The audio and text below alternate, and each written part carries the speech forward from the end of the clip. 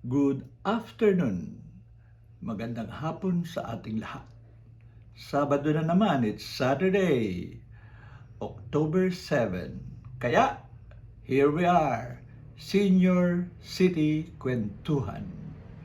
Brought to you by our sponsors, Education Network, particularly the Adult and Learning Education Program, Senior sa panahon ng COVID, and Lapis Siso Channel.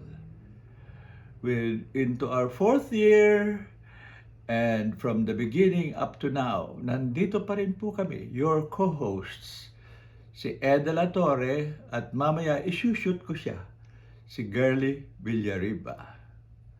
Na bakit sinabing isushoot ko siya? Kasi po, this Saturday, this will be aired Saturday, but we are recording it the night before. Bakit? Kasi po, October 7, we have been invited to a special celebration of the 60th birthday of Asis Perez, good friend and former director of the Bureau of Fisheries and Aquatic Resources. And closely related po yan sa ating topic na sinabi natin ay from mana natin to atin ito, West Philippines Kwentuhan.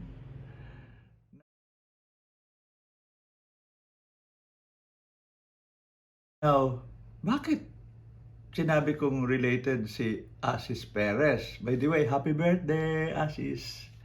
Kasi po, siya ang unang talagang nagturo sa akin at sa amin ni Girly tungkol sa konsepto ng mana. Ibig sabihin po, Maritime and Archipelagic Nation. Tayo sa bilang Pilipinas. Kasi nga, normally po, advocate ako bilang, lalo na ngayon at PRRM President ako ng Rural Development. Pero normally po, pag rural development, tas babagitin agriculture, lagi iniisip lang ay farmers, lupa. In fact, di ba, pag Miss Universe contest, tatanungin, how many islands are there in the Philippines? Tapos sasagot, low tide or high tide? 7,000 plus. Pero siya ang nagsabi na, ay nako, dapat nating pahalagahan na ang Pilipinas hindi lamang lupa, bagamat mayaman yan at dapat nating bungkalin, pagyamanin. Pero ang lawak pa ng karagatan. Kaya mahalagang pag-usapan natin yan. Dahil lalo na ngayon, lumalaking issue yung blue economy, yung potential. At nandiyan na rin naman ang issue ng mga hot issue lalo na sa West Philippine Sea between Philippines and China particularly. Kaya minarapat po namin na sa Sabadong ito ang pag-uusapan namin ni Girly sa pamamagitan ng kwentuhan namin, pero also sa pamamagitan po ng pag-play sa inyo ng ilang mga videos na na-develop namin mula last year hanggang this year. Kaya nga ang ating topic ay from mana natin to atin ito, para sa kasalukuyang kampanya natin na mag-create ng awareness at concern sa ating mga mangingisda, lalo na sa coastal communities na nakaharap sa West Philippine Sea. At kasama na rin dyan yung mga taong gobyernong frontliners na tumutulong sa kanila to protect them, like the Coast Guard, and kahit particularly yung napaka-symbolic at significant parang BRP Sierra Madre ang tawag, na parang to establish our claim sa lugar na yun na kino-contest nga particularly ng China. Kaya welcome po sa ating episode 28, from mana natin to atin ito.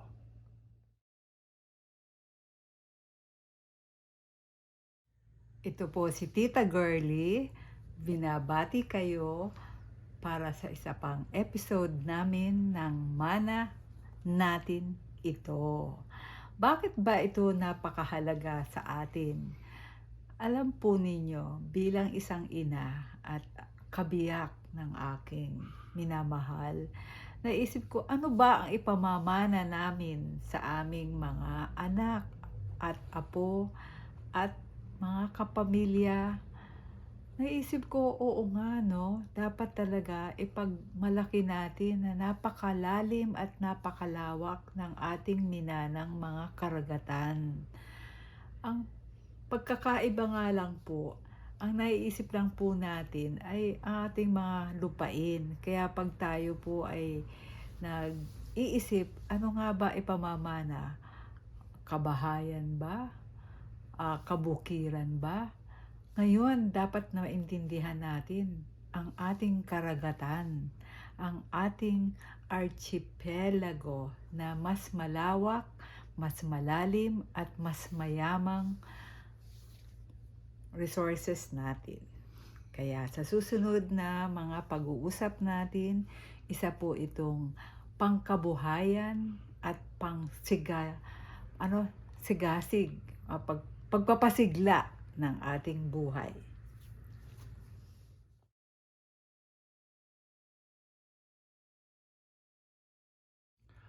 Ang una po nating ipapakita ay isang video po tungkol sa kauna-unahang konferensya tungkol sa mana natin.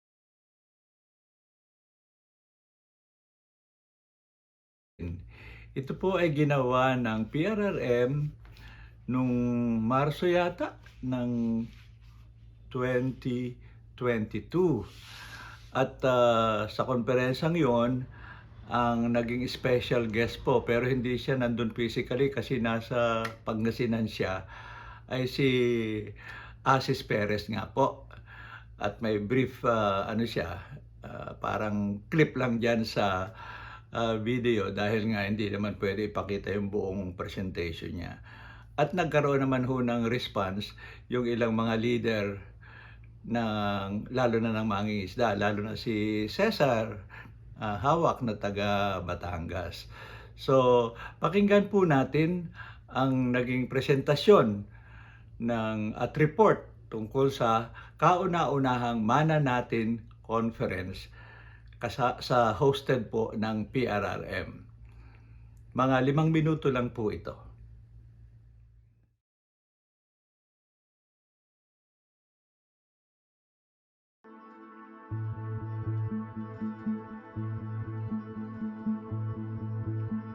The Philippine Rural Reconstruction Movement turned 70 this year, and in this election season, the movement is focusing on food security and sustainable rural development. Filipinos are concerned about inflation, with the rising prices of basic necessities. Kaya minarapat naming magkaroon ng talakayan tungkol sa usapin na tinawag naming mana natin. Pero kung minsan nakakalimutan na itong 7,000 pulo ay nakapaloob sa isang mas malawak pang karagatan na ngayon ay dapat bigyan natin ng higit na kahalagahan. Kaya ang mana po sa interpretasyon na ating pamahalaan na gusto natin ay maritime and archipelagic nation. Pero iugnay pa rin po natin sa food security at rural development na talagang kung minsan ay lupain ang tinitingnan lang natin. Well, ang nakikita ko, if we will embrace the concept that we're a maritime archipelagic country, then the next phase is that as a nation, we have to embrace that concept as well. That means that our policies should be aligned with that concept. Just to give you an example, anong binibigay na budget sa fisheries? 6 billion. Anong binibigay na budget sa rice? Meron tayong 10 and 15 billion, 25 billion. Diba? So pag tinignan mo yung value na napuproduce, mas malaki yung value ng fisheries. Pero bakit ganon yung paglalagay ng value? Kasi nga, iba yung konsepto natin. Can you imagine? You have 110 million people. Yet, we're not even sure as a nation whether we're a country, a maritime country, because we are very much land-centric as of now. Okay. And this has to change. This has to change. Filipinos consume an estimated 40 kilograms each of fish per year. The Philippines has the fifth longest coastline in the world. Part of its 2.2 million square kilometers exclusive economic zone is the West Philippine Sea, which accounts for 12% of the world's annual fish catch. Dapat to, maglaan ho sila ng sa departamento, yung Department of Fisheries, para po mas matugunan po yung pangangailangan ng maliliit na mga isda. Mahina ho kasi ngayon dahil marami na hong commercial fishing, maraming illegal fishing na ho ngayon dito sa amin. Tsaka marami na ho, parang congested na po yung ating pamamalakayahan. Lumiliit po siya. Tulad po yung iba namin pamalakaya, nadayo pa po kami ng malayo para lang makahanap ng isda. And yet, instead of helping local fishermen, importation has been the stopgap solution. The importation of frozen fish is on the rise in the Philippines in the last 5 years. China alone makes up 86% of the Philippines' total seafood imports and 22% of the fish imports in 2021, according to the Philippine Statistics Authority. China is the biggest exporter of fish and seafood to the Philippines. Among its top exports is galunggong, which is priced at 250 pesos to 350 pesos. A known staple of the Filipino, is now an expensive protein source, even more expensive than chicken. There are over 1.9 million men and women who are employed by the fisheries and aquaculture sector. Naglabas na kami ng mga position letter, petition letter, para hadlangan ulit yung importasyon. Pero itinuli pa rin ng Department of Agriculture yung importasyon. Tumulong na lang ang gobyerno para pangalagaan yung mga pangisdaan natin. Ibalik yung kasiglahan, tulungan kami na panumbalikin yung sigla at bumalik yung isda dito sa atin. Yun yung ang panawagan. Napakaraming paraan para punuan mo yung kakulangan sa supply ng isda at hindi yung importasyon ang nakikita namin sagot. And yet, efforts to protect Filipino fisherfolk need to step up to safeguard marine resources. Ang naming mahihirap, wag po nating payagan na makuha yung West Philippine Sea natin. Mas bali pagtanggol po natin para lagi na tayong maraming makukuhang isda sa dagat. Umpisa nang sila ngayon ng isda dito, yung galunggong dito, nawala. Wala nang mahuling galunggong dito. Sa tingin ko talagang sa solusyon doon, ma'am, dapat po sana, paalisin na po sila sana. Kung hindi mo sila mapaalis, wag na po nila pagbawalan ng katulad nating mga Pilipino na mga fishermen din po. Yung solusyon dapat dyan, dapat sana yung mga maritime o coast guard natin sana. Kailangan po nilang ipaglaban ito. Ano man mangyari, kailangan maging atin ito dahil atin naman po ito, hindi sa kanila.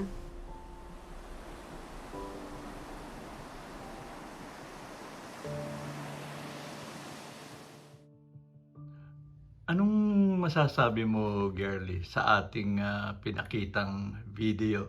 Shoot na shoot, nagsimula sa mana natin, nabanggit rin yung atin ito. Ano ang parang na-pick up mo at medyo tumimo sa iyong puso at isip?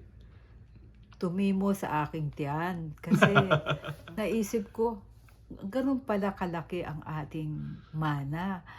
5th largest in the world ang ating coastline. Tapos, despite napakalaki ng coastal resources natin at coastline, nag-i-import pa tayo mula sa China.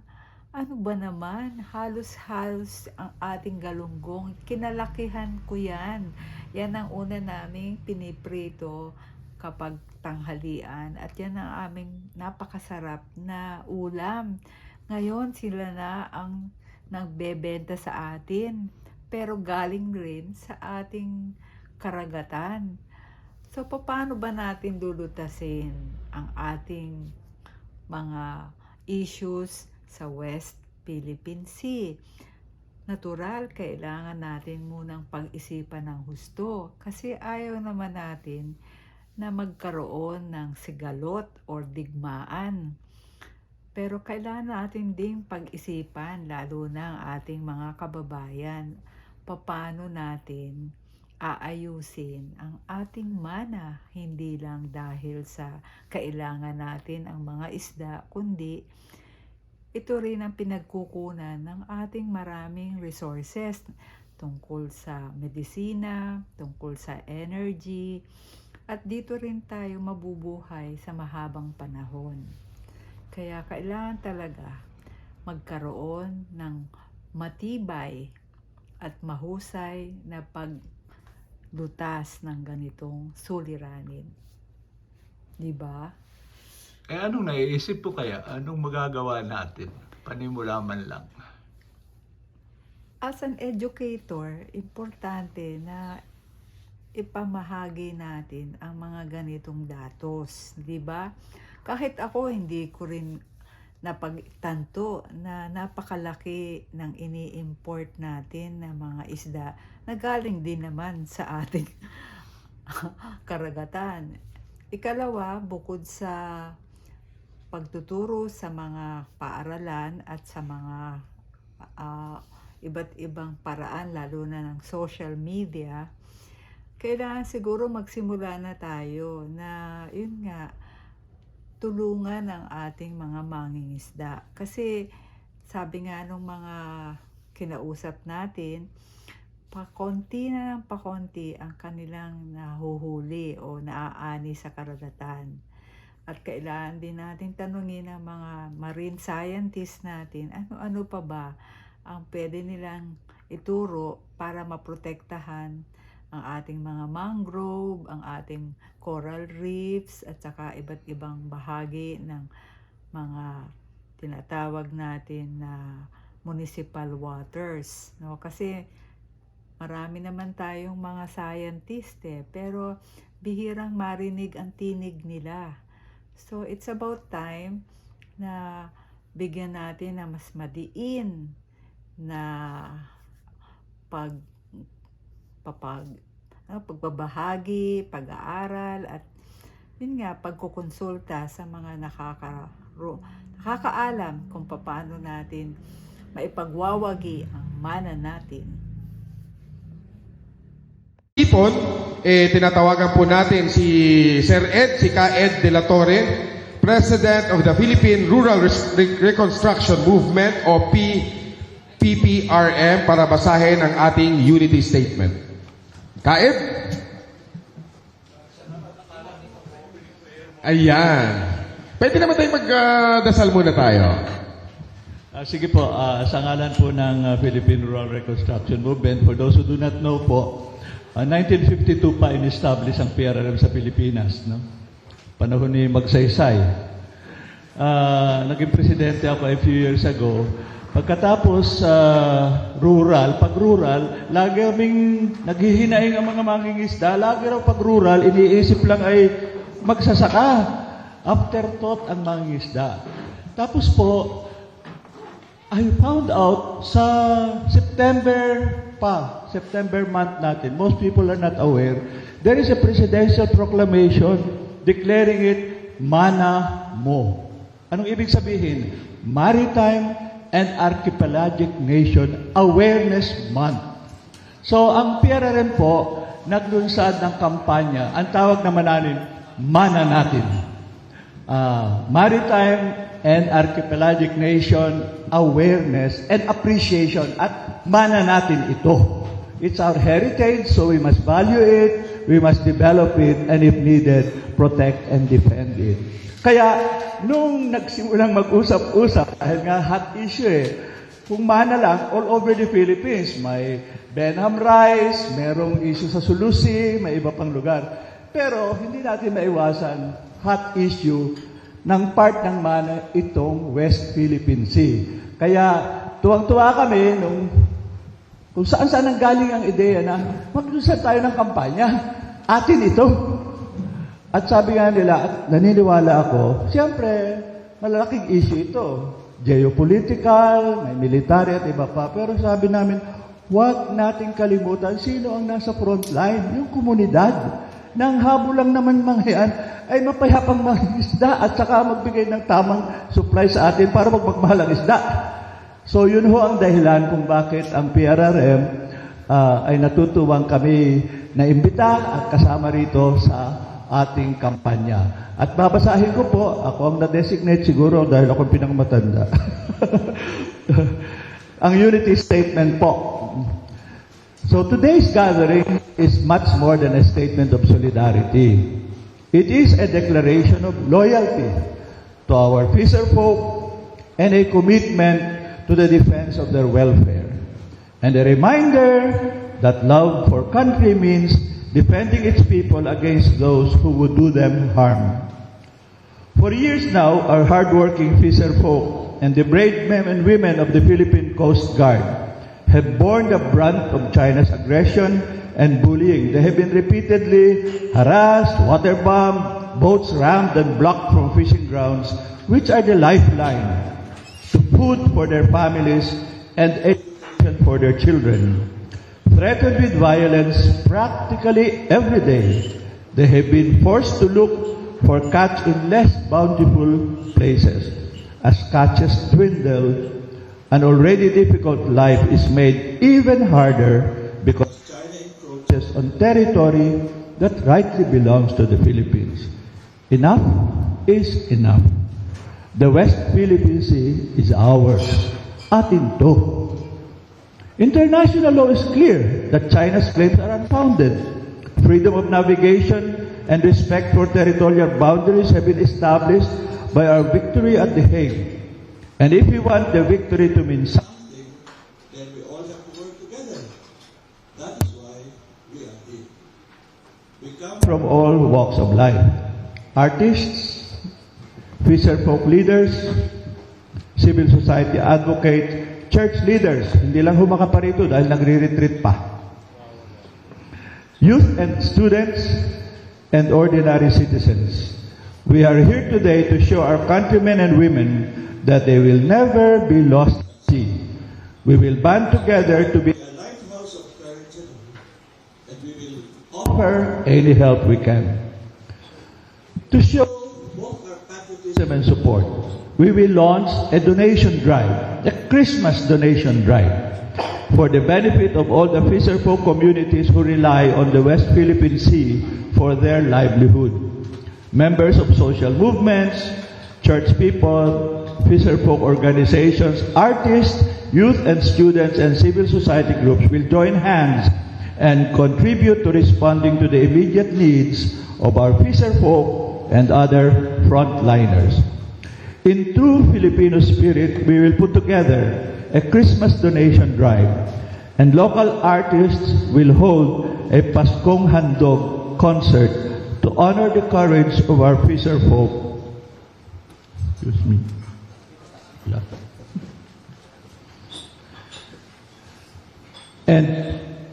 And Coast Guards who defend our home. Alam mo Diyos, sa mga dating aktivista tulad ko, bago ito, na nakikipag-relate ako sa government, pati Coast Guard. Pero sino nagsabi? Isa na, mga aktivista sabi na water cannon rin kami naman noon eh. Iba lamang ang pinanggagalingan, no? Kaya nakaka-relate. And finally, we are planning a Christmas convoy, civilian supply. Ito medyo Christmas civilian supply missions to the West Philippine Sea, particularly the BRP Sierra Madre, and deliver much-needed supplies to our frontliners, such as food, medical supplies, drinking water, and other essential goods. Hindi yung pera dahil baka maskam eh. The actions of our fisher folk and coast guards are nothing short of heroic. Their presence is a line of resistance against China's attempts to monopolize navigation at sea. And despite severe disadvantages in size and technology, they remain undeterred. In the face of such aggression, helping our frontliners becomes, kami yata nagsabi nun, si Ka-Uper, an act of patriotism and love of country. We invite every peace-loving Filipino to join us. Hindi tayo naghahanap ng away. Any manner of support is welcome. We open the floor to everyone who shares the belief that might does not make right. That our West Philippine Sea fisher folk and frontliners deserve peaceful navigation and a dignified livelihood. Join our ranks as we hold the line with our fisher folk and send the message loud and clear: the Filipino will not back down. Sabi nga kanina ni Ka-Uper, takot man, hindi duwag. At pag naubos ang takot, lalabas ang tapang. Pero kanya yun ha, hindi akin ha. Pero ang galing, ang slogan natin, napakasimple lang. West Philippine Sea, atin ito. Yun, no? Palakpakan naman natin si Ka. Okay, tawagan naman natin si Ka Cooper, no? Ali Rosa, ng Presidente ng Pambansang Katipunan ng mga Samahan sa Kanayunan. Magandang umaga po sa iyo, Paupe. Magandang umaga rin, sir. At magandang umaga po sa ating lahat. Una po yung ating pasasalamat bilang kinatawan ng mga isang pangisda sa ating po taga-media dahil sa pamagitan po ninyo malalaman ng publiko kung ano talaga nangyayari sa kalagayan ng ating mga kababayang mangingisda. Pero bago po yung iba pong pasalamat, konting paghalahad lang po ng sentimiento, no? Kasi sa matagal na panahon ay naituring kaming poorest of the poor, second to the poorest, first daw yung farmers. Pero paano natin natatanggap ang ganitong criteria o ganitong katangian sa katotohanan ng ating pangisdaan ay napapalibutan ng katutak na katubigan. Meron tayong 7,100 islands. Isa tayong archipelagic country, bakit naghihirap ang mga mangisda? So merong maling pangyayari dito. No? At ang mahalaga lang dito sa press conference na ito ay malaman din ng publiko bakit kami naghihirap. Hindi lamang dahil sa kawalan ng nahuli, kundi sa iba pang bagay. No? Pero ang isa sa huling balita namin ngayon, ay kinakailangan suriin, i-assess kung magkano yung huling sinira ng Chinese Coast Guard doon sa ating mga coral reef. Sana isama na rin dito yung mga nauna ng sinira doon sa ating sa Spratly Islands na may 1,350 hectares, merong 550 hectares sa Ayungin, na ang sabi sa computation na pinsala nito, nawawala ng Pilipinas ng 33.1 billion pesos. So kung idadagdag pa ang patuloy nilang ginagawang pagsira, ito ay mas magdudulot lalo ng kahirapan. At pangunahing naghihirap dito ay ang mga mangisda dahil diyan kami nakadepende ng aming kabuhayan. At take note po, hindi lang naman kami. Kasi kapag kami humuli ng isda, ay sasaluhin ito ng mga magtitinda. Yung magtitinda sasaluhin ng mga magdi-deliver dito sa palengke. Sasaluhin niya ng mga magpuproseso. Ganyan karami ang kabuhayan na umaasa sa pangisdaan. Pero sa ngayon, ay ito ay naapektuhan dahil sa pangyayaring na yan. So, ang aming panawagan, sana pagpatuloy po sa ninyo ang suporta sa amin. Salamat dito sa nag-initiate ng kampanya para magkaroon ng donasyon sa ating mga maliliit na mangisda. Sapagkat ito po ay hindi lamang simpleng pagtanggap ng ayuda, kundi ito po ay isang pagkilala sa aming mahalagang papel na ginagampanan sa industriya ng pangisdaan. Nagbibigay ng pagkain, nagbibigay ng kabuhayan. Kaya sana huwag po kayong magsasawa at patuloy ninyong suportahan itong pong laban ng ating mga maliliit na mangisda. Ipagpatuloy po natin ang pagigiit ng ating soberenya kasi ito po, lalo na po dito sa West Philippine Sea, dahil ito po ay atin ito. Maraming salamat. Maraming salamat po mga Uber. Ayan. At susunod naman po magsasalita ngayon si Karine, Pambansang Kilusan ng mga Samahang Magsasaka o Pakisama. Magandang umaga po sa ating lahat. Yung pong pakisama ay nalikha po yan mga 1987. Matapos po ng EDSA Revolution. Ano po. At kami po ang aming pong kasapian ay meron po mula sa hanay ng mga isda, magsasaka, katutubo, kababaihan at mga kabataan. Dahil ito po nangyayari sa West Philippine Sea ay nararamdaman po ng aming organisasyon ng ating mga maliliit na mga isda. Sa amin po sa pakisama, sinasabi namin na mas mabalad kami mga magsasaka kasi kami po ay mayroong titulo ng lupa. Ito pong mga mangisda ay wala pong titulo ng dagat. Ano po? Kaya po kapag sumasama ang panahon, kapag kumukulo ang dagat, ay kasabay pong kumukulo ang sikmura. Ngayon po umaga, nais ko pong hikayatin ang publiko na sabi nga nung aking laging binabasang aklat ng taga-Ateneyong Bayani, natataho lamang ng bayan ang kapalarang angkop lamang sa kanya. Mukhang napapanahon po na sa ngayon ay hindi lang kawal ang lumaban, kundi tayo mismong mga taong bayan ay magtulong-tulong upang makuha natin itong ganang atin. Ano po? At yung po ginagawa natin na pagkukusang ito na magkaroon ng paghikayat, na magkaroon ng pagtipon, panghilak ng mga bagay na makatutulong sa ating mga frontliners ay malaking bagay po kayong mga mamamayan sapagkat sa inyo po namin ito hihilingin. At samahan niyo po kami na pumalaot doon hanggang doon sa BRP Sierra Madre kung papayagan ng panahon upang ipakita sa publiko itong pagkukusang ito ay para sa atin at para sa ating mga mangingisda at para sa bayang Pilipinas. Ano po?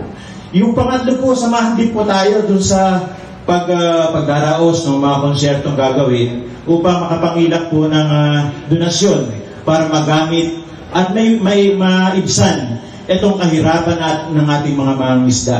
Kung sila po inahampas ng daluyong sa karagatan at halos malubog, tulungan po natin silang makaahon naman sa kahirapan dito sa pangpangandagat. At yung pong kabayan nila ay kaapihan din po ng mga magsasaka. Pag tinitingnan natin pag sinabing magsasaka, karahilang nakikita yung mga magsasaka lamang. Magsasaka ng palay, ng niyog, ng mais, at saka ng iba pa. Ano po. Pero lagi po nakakaligtaan itong mga mangingisda. Kaya sa pagkakataon pong ito, ay itong hayaan po natin at pansin natin itong mga mangingisda at itong ating mga kawal na nakikibaka para sa pagkamit ng ating teritoryo. Yun lamang po, sabi nga nila ay ang dagat na ito ay sa ating, sa iyo at sa kanya. Kaya atin ito. Maraming salamat po, Karine. At ang susunod naman pong magsasalita at Deputy Minority Leader, Senate of the Philippines, Senator Risa Ontiveros. Palakpakan naman tayo dyan. Salamat po, Bayaw. Isang napakagandang umaga po sa ating lahat, mga kasama at mga kababayan. To everyone involved with the Atin Ito campaign, the Philippine Rural Reconstruction Movement, the Center for Agrarian Reform for Empowerment and Transformation, o CARET, the Pambansang Samahan sa Kanayunan, the Pambansang Kilusan ng mga Samahang Magsasaka, ang Pakisama, ang PKSK, Team Manila Lifestyle, Concerned Artists, ang aking minamahal na partido, Akbayan, and of course, Akbayan Youth. My most profound gratitude to you all. The past several months have been nothing short of eye-opening for many of us. Clearly seeing the level of cruelty China is capable of has been a wake-up call for our country. The firing of our water cannon, our tiny indigenous boat, and the shining of a military-grade laser that temporarily blinded Filipino personnel are images that will perpetually be engraved in the collective psyche of our nation. Napakasahol ng ginagawa ng China sa ating mga mamamayan. At bilang Pilipino, bilang mambabatas, hindi ko rin po ito palalampasin. Last month, I filed proposed Senate Resolution 744, calling on the Senate to strengthen the Philippine Coast Guard by providing greater funding for their intelligence operations and maritime patrols amid rising tensions in the West Philippine Sea. Our Coast Guard has been stretching a measly 10 million pesos in intelligence funds every year since 2013. From 2006 to 2023, they have received a total of only 118.7 million pesos in intelligence funds. Sa loob ng 17 taon, pinagkakasya nila ang pondong ito. Sila ang nangunguna sa pagdepensa ng ating teritoryo at soberanya sa West Philippine Sea. Meanwhile, the Office of the Vice President received 125 million pesos in confidential funds, which was spent in only 11 days. It is neither right nor just for an office like the OVP to get confidential funds that are exponentially higher than those of an agency that actively and routinely guards and defends Philippine sovereignty from a strong and powerful global bully. At tulad din ng paulit-ulit kong sinasabi sa aming mga budget hearing, gusto kong muling bigyang diin na ang confidential at intel funds na napupunta sa mga civilian agencies tulad ng OVP at DepEd ay dapat mapunta sa mga ahensyang tunay na nangangailangan ng pondo para magbantay sa ating pambansang tanggulan. Agencies that comprise the National Task Force of the West Philippine Sea should be given utmost priority. Hindi dapat basta-bastang ahensya ang nabibigyan ng pondo dahil hindi rin namang basta-bastang bansa ang kumakalaban sa atin. China has been relentless and unrepentant.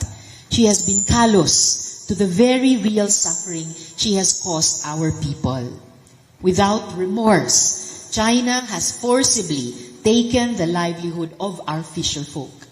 Ang ating mangingisda ay isa sa mga pinakamahirap na sektor sa bansa at mas lumala ang kanilang sitwasyon dahil sa pagtaboy sa kanila ng China sa West Philippine Sea. Just last week, our Coast Guard was again able to document the floating barriers China installed to block our fisherfolk from their traditional fishing grounds in Bajo de Masinloc. A few days before that, the AFP also revealed how massive coral harvesting in Rosul Reef and Escoda Shoal has wiped out marine life, and most likely by China. Hindi na nga tayo nakakapangisda, winasak pa ang ating mga likas yaman. At alam naman natin, kung wala ang ating mayayabong na coral reef ecosystems, nawawala din ng tirahan ang mga isda. Natural resources that have been built for generations, centuries to millennia, carefully taken care of by the generations before us, are now gone. Nakakadurog ng puso ang katotohanan na baka hindi na maibalik ang mga likas yamang ito. The damage is terrible, irreparable. Future generations may not be able to see, experience, or enjoy our country's natural resources because of China's utter disrespect for our marine environment. Kaya po, pinanawagan ko ding singilin natin ang China sa limpak-limpak na utang niya sa ating bansa. Paabot sa bilyones ang ating maaring makuha kung maoobligang magbayad ang China. At salamat kay Kauper, meron na po tayong tansya na pwedeng pagsimulang pag-aralan. Yung kanila sinabing 33.1 billion pesos kanina o higit pa doon. Kalakip dito, inihain ko din ang proposed Senate Resolution 804 na naglalayong mag-imbestiga dito sa malawakang pagsira sa ating mga bahura sa ating sariling karagatan. In the resolution, I stated that we cannot tolerate the continuing harms to the environment, economy, and security brought about by China's incursions and must explore available recourses to hold China accountable, including a claim for damages to be filed with the Permanent Court of Arbitration. Our 2016 arbitral award has shown us that when we raise a case to an international court, we do have a fighting chance because the Philippines upholds the truth and abides by international law.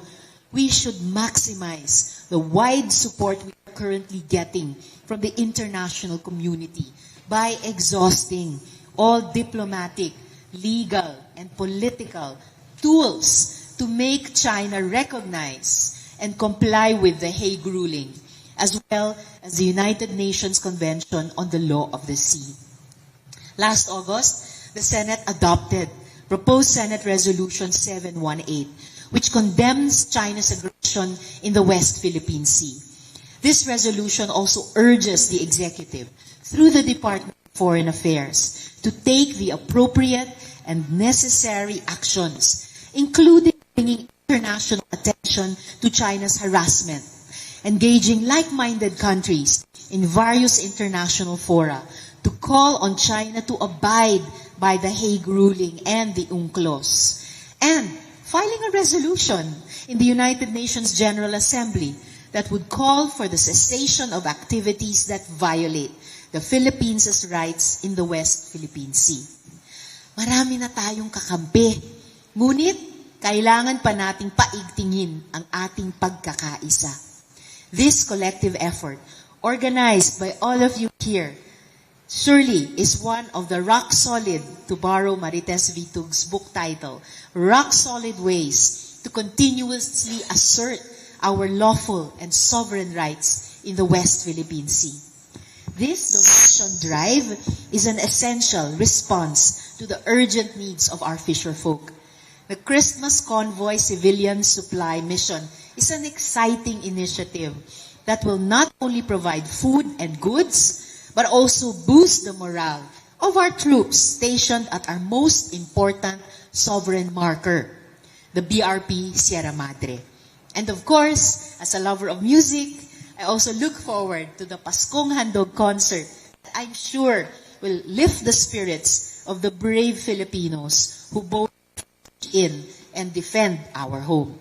Nagpapasalamat ako sa mga organisasyon at individual na nagsama-sama para sa inisyatibong ito. This is proof that when it comes to issues of Philippine sovereignty, the Filipino people will always stand united. Paramihin at palawakin pa natin ang ating samahan, gaya ng hamon ni Kaed kanina. Kung mas marami at mas matatag tayo, mas lalakas din ang ating pagsigaw sa China. Atin ito. Atin ang West Philippine Sea. Atin ang Pinas. Yun, no? Maraming salamat, Senator Risa. Atin ito, no? China layas sa ating karagatan. Yan. Magandang umaga po. Ako naman po si Jun Sabayton. Ako po ay kahanay ng mga artist na sumusuporta naman sa ating paninindigan na ang West Philippine Sea ay atin at atin lamang. Nananawagan po ako sa mga kapwa ko artist at sa lahat ng mamamayang Pilipino na magsama-sama po tayong ipaglaban ang ating karagatan. At para sa China, isa lamang po ang aking mensahe. 9 dash line nyo, mukha nyo. Maraming salamat po. Okay, at tawagin naman natin ngayon si President ng Akbayan, si Rafaela David.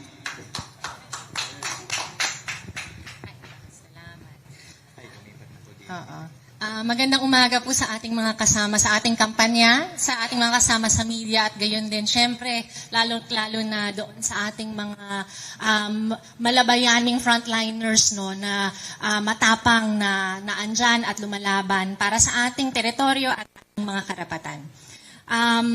Kami po sa Akbayan ay nananawagan kasama ng ating mga kahanay ngayon sa ating kampanya, sa ating pamahalaan, sa administration na sana suportahan nila itong ating Christmas convoy at civilian supply mission. Ito pong panawagang ito na suportahan ng ating kampanya ay hindi lamang dahil obligasyon ng pamahalaan protektahan ng ating kaligtasan at hanapbuhay, ngunit dahil naniniwala tayo na protektahan din ang ating right to free movement. Ito ay ang pagprotekta sa ating karapatan sa malayang pagkilos sa ating teritoryo.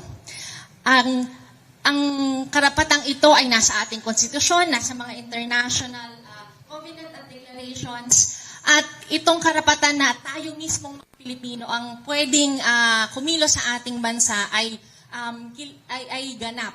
At ang batas, at wala na ang batas ng Pilipinas at ang batas ng mundo through the arbitral ruling ang nagsasabi na ang West Philippine Sea ay sa atin.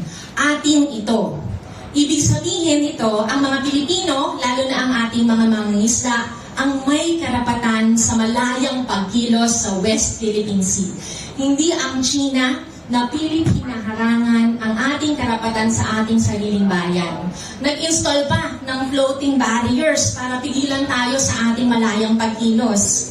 Sa madaling salita, ang West Philippine Sea ay sa mga Pilipino, hindi private resort ng mga Chino. Ang Christmas Convoy and Civilian Supply Mission ay ating gagawin kasabay ng ating pagtindig sa karapatan natin sa malayang pagkilos. We ordinary Filipinos, lalo na yung mga kasama natin sa Hanay ng Kabataan, ng mangingisda, mga artists, we too band together to support our frontliners, assert our freedom to move within our waters, and bring the needed support to BRP Sierra Madre at sa iba pang mga frontliners doon. Kaya muli, mula po sa Akbayan, tayo ay nananawagan sa Administrasyong Marcos na suportahan naman itong ating Christmas Convoy and Civilian Supply Mission sa West Philippine Sea at talagang itaguyod ang ating right to free movement. Ito ay obligasyon ng Estado at naniniwala tayong susunod ang ating at tayo ay nananawagan at umaasa na the Marcos government will follow the example of our Philippine Coast Guard that has shown its resolve and bravery by cutting the floating barriers placed by China, aimed to deprive our fisherfolk of their livelihood and restrict our fellow Filipinos their right to freedom of movement in our own waters. Kaya muli, ang West Philippine Sea, ating ito. Maraming salamat po. May dalawa na lang tayong magsasalita ng mga maiksi mula po sa hanay ng ating mga kabataan, tapos magkakaroon na po tayo ng question and answer. Okay, mula po sa Student Council ng Alliance of the Philippines, or SCAP, andito po si Alessandra Sarangaya, NCR Vice Chairperson. At ang kasunod po ay si Rick de la Cruz, Deputy Secretary General for Mindanao. Magandang araw po sa ating lahat. Muli ako si Lesa Sarangaya, Vice Chairperson ng Student Council Alliance of the Philippines po.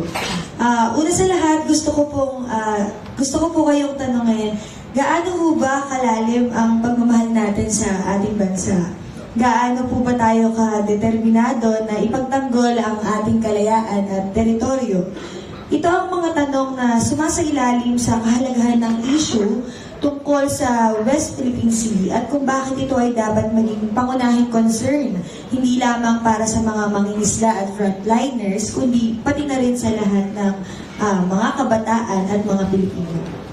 Nakakabahala ang paraan kung paano ang China ay patuloy na nangangarap na sakupin ang ating teritoryo.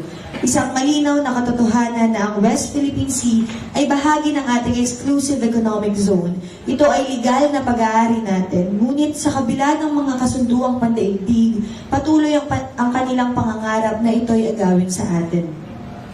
Ito ay isang laban na hindi lang para sa ating mga mangingisda at frontliners, kundi para sa ating lahat. Kami, mga estudyante at kabataan ay nakikiisa sa laban na ito sapagkat alam namin na ang kinabukasan ay nakasalalay sa kamay natin. Ang pagpapabaya sa ating teritoryo ay isang pagpapabaya sa ating mga sarili at sa susunod na henerasyon. Sa aming mga kabataan, kami naniniwala na kailangan namin ng maging bahagi ng mga movements para magtaas ng kamalayan sa publiko, itaguyod ang karapatan sa isang mapayapang paraan, at mag-organisa ng tulong mula sa mga ordinaryong tao kagaya namin. It is indeed important also that to ensure that government funds are allocated where they are needed most, especially in critical areas such as national security and education. Baka po pwede natin i-reallocate ang 500 million from the confidential funds to the Philippine Coast Guard and our fisher folks na ninanais lamang mabuhay ng mapayapa at tustusan ang pangangailangan ng kanilang pamilya. These groups play crucial roles in protecting our maritime territories and ensuring the livelihoods of those who depend on our seas. And the 150 million sa DepEd allocated sa mga kritikal at totoong kailangan ng sektor ng edukasyon. These funds can be better utilized to benefit the Department of Education, providing necessary resources for our students, teachers, and schools. 1,442,307 textbooks, 166,666 armchairs, 75 classrooms, and 427 teachers employed. In these challenging times, it is essential for our leaders to make decisions that reflect the priorities and needs of the Filipino people. We call for transparency, accountability, and responsible allocation of public funds to address the pressing issues that our nation faces.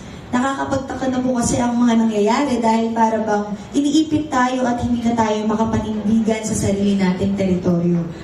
Kaya po ay umaasa ako kasama ng iba pang mga kabataan at mga estudyante sa administrasyon para sa mas konkretong hakbang na para tayo ay protektahan sa mga dayuhang kagaya ng China na pilit inaagaw ang sarili natin. At syempre, hindi ko rin po kakalimutan pasalamatan at bigyan ng pag-asa ang ating mga mangingisda at tagapagtanggol na patuloy na lumalaban sa West Philippine Sea. Sila ay ang mga bayani na nagpakita ng tapang at dedikasyon para sa ating bansa. Kami humihiling sa aking mga kapwa kabataan na maging bahagi sa labang ito. Suportahan tayo at magpatuloy na magtanggol sa ating kalayaan at ipagpatuloy ang pagsisikap na hilingin ang pag-aksyon sa ating mga leader sa Pilipinas. Sa huli, ito ay isang issue na hindi lamang tungkol sa politika, ito ay tungkol sa ating pagkakakilanlan, tungkulin at pagmamahal sa bayan. The West Philippine Sea is ours.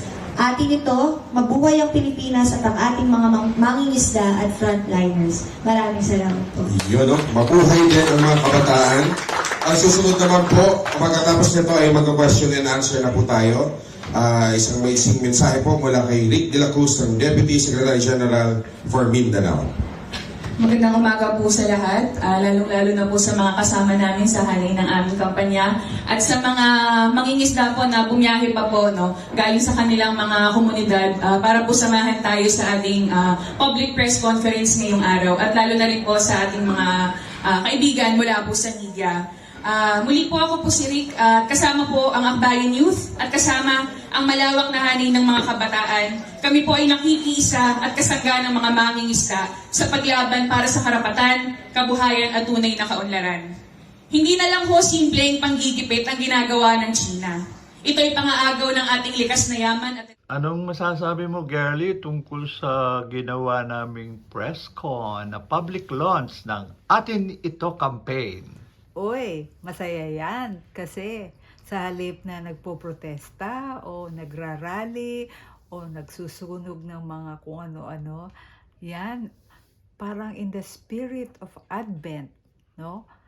Gagawa tayo ng drive campaign in kind at hihingan natin ang mga nakinig dito at mga nakakaalam tungkol sa isyong ito na tumulong sa ating mga mangingisda at sa mga komunidad along the coastal areas na sinasaklaw ng West Philippine Seas. Masaya ito kasi sa panahon na tayo ay nag-iipon ng lakas, mas maganda na nagbibigay tayo ng mga maliliit na regalo, alay, solidarity ang tawag namin dyan, no? Isang masinop, mahusay, at magiging sunod-sunod na pagtulong. Hindi lang one stop or one action, kundi kapag napahusay natin ang pagpapaliwanag tungkol sa ating mana, mas marami siguro ang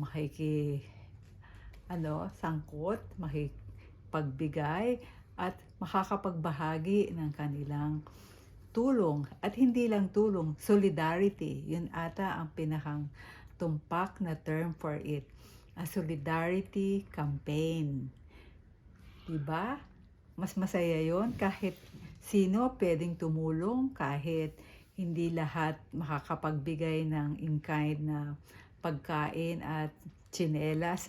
Diba may listahan sila na mga jacket, mga flashlights, at wag nga naman daw sardinas. Pero pwede sila magbigay ng iba-ibang mga pagkain na ikalulusog at ikakarangal ng ating mga nasa Sierra, ano ang tawag doon? Sierra Madre.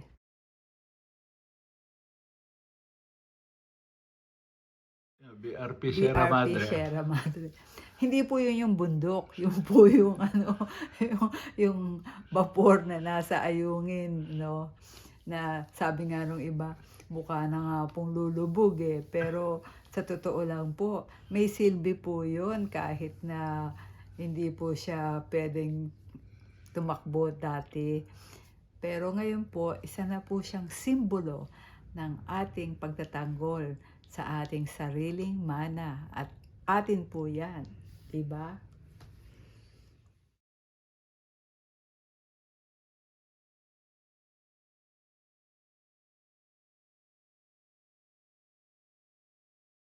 Uy, Ed, may mga nagtanong sa akin, paano nga raw sila makapagpadala ng tulong dito sa Masinloc ba yun? O sa, yun nga, sa West Philippine Sea, yung mga mangingisda doon na nagkaroon ng sakuna nitong linggo, no? Diba? Mangingisda sila, tapos tatlo sa kanila ata ay Namatay. napahamak at namatay. So, paano po itong mga nagtatanong, paano sila tutulong? Siguro, bago ko sagutin yan, pero ano ho, pwedeng magpadala. Ang PRRM ho ang isang opisina na tatanggap ng mga donasyon at meron nang tumawag na gustong magbigay ng bucket hat. Ano yung bucket? At yung pala yung cloth na pagano'n. No? Pero ang gusto kong banggitin dahil nabanggit mo yung Masinloc, nung press con namin, bagamat may nagsalita sa table, nakausap ko pagkatapos ang isang leader mangingisda na kasama pala natin noong 2016 yata. Taga Sambales siya at leader siya ng isang organisasyon ng mga mangingisda sa Masinloc. Tapos hindi ko akalain kwento niya, dati raw, kasi ang nasa West Philippine Sea, lampas na ng municipal waters pero exclusive economic zone. So laot na, mas malalaking bangkayan. Pagkatapos may kasamang maliliit na bangka. Pagdating doon sa Baho de Masinloc, parang bababa sila at sila mangingisdang pa isa-isa ganyan, no? Tapos ibabalik nila sa mothership. Nung unang panahon raw na hindi pa masyadong pumapasok ang Chinese vehicles. Kung minsan sa loob ng 2 o maximum 3 araw, lampas ng 2 hanggang 3 tonelada na ang kanilang mahuhuli. Kaya pwede na silang umuwi. At hindi lang, pwede sila pang mamili kung ano ang huhulihin at hindi. Yung parang ganun karami. Pero ngayon sabi niya, siguro 1 linggo na sila sa laot, hindi pa sila makahuli ng 2 tonelada. Ganun kagrabe. Tapos sabi ko, bakit? Kasi sabi kaya niya, sinira nila yung corals no? At saka yung sabihin nating iba't ibang pinanggagalingan ng at least sustansya, pagkain ng mga isda. So, akala ko, kasi iniisip natin yung ilang alis sa umaga, balik sa gabi, ganun lang. Bakit kailangan pagkain? Yung pala yung iba yan lumalaot ng halos 1 linggo. No? Kaya kailangan yung ilaw. Kung bilang paggabi, baka sila. Yun naman aksidente raw, hindi deliberate. Pero ang problema nila, pagdating sa Chinese vessels, talagang sila, tinataboy. Hindi naman kailangan laging water cannon o yung laser. Yan ay doon pa sa papunta sa supply mission sa BRP Sierra Madre. Pero sa kanila talaga, nung unang panahon raw, pa sila parang talagang itinataboy. Tapos may panahon pang kinukumpis kayo nahuli nila.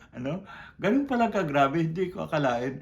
Kaya nagsimula talaga itong atin ito, hindi naman napaka-political o sabihin nating analytical.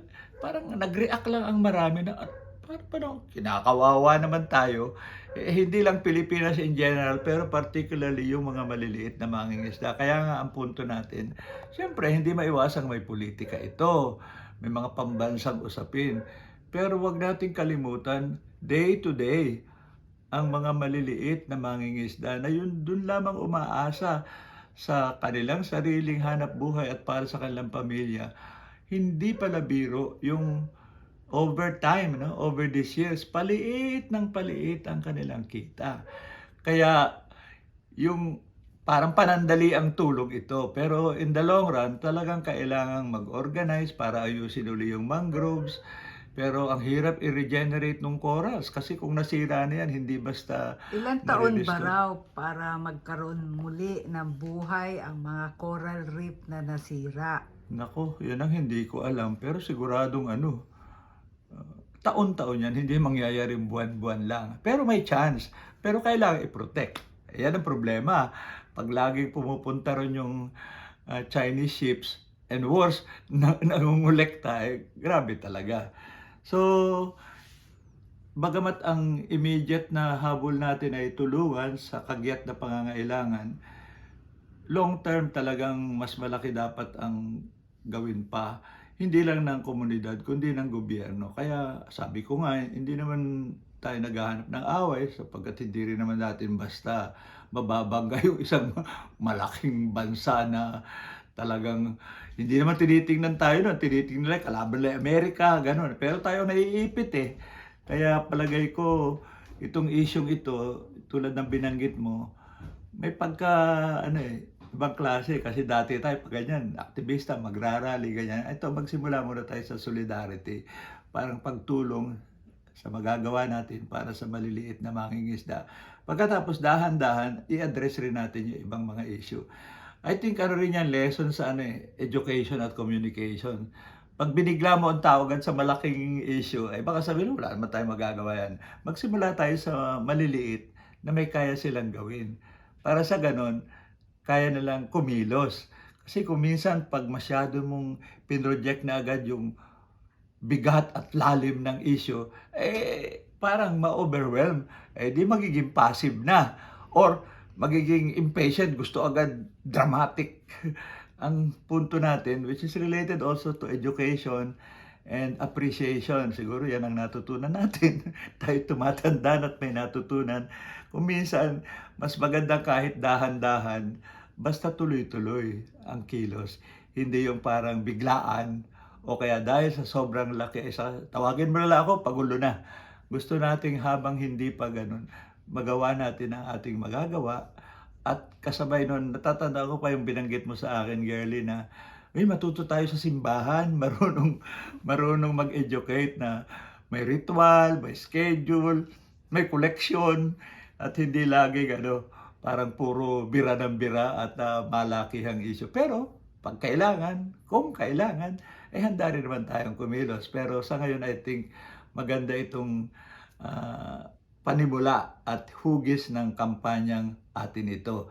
At sana po, sino mang gustong tumulong, marami pong mga drop-off points, pero ang pwede nating masasabi dito sa Senior City Kwentuhan, kasi po ako ang presidente ng PRRM, dun ho sa aming opisina ang isang pwedeng pagdalhan ng inyong gustong ipadala sa mga mangingisda, sa Coast Guard, sa BRP Sierra Madre.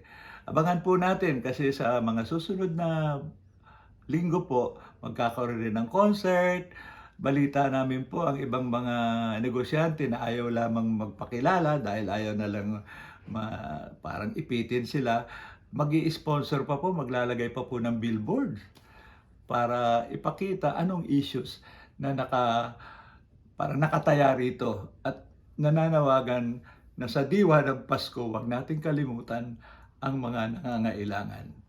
So yan po ang gusto nating ipaabot sa pamamagitan nitong kampanyang Atin Ito.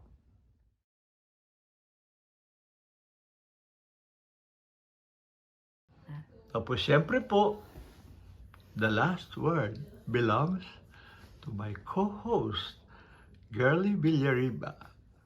Anong gusto mong ipaabot na mensahe sa ating mga tagapakinig? Alam mo, iniisip ko, napakahusay ng word na kayamanan, di ba?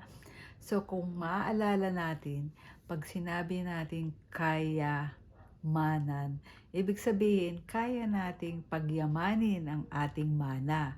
So yung keyword here is kaya natin, di ba? At yung mana natin atin ito. Yan ang slogan ng lahat. 2 silabo lang, mana at kaya. So pag pinagsama mo, kaya, mana natin ito. Yan po ang ating slogan, motto, goal for this year. At sa Merry Christmas, sa Happy New Year, tuwin natin pong babatiin lahat, sabihin natin kaya, mana natin ito.